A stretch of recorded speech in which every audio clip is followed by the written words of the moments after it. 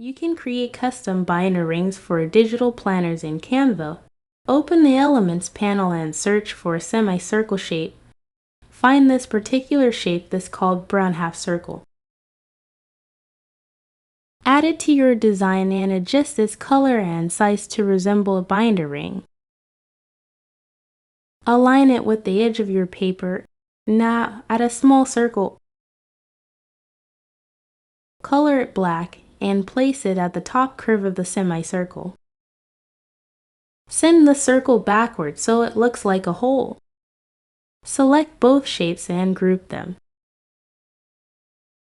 Duplicate this group. Move the copy directly below the original. Duplicate more rings down the page's edge.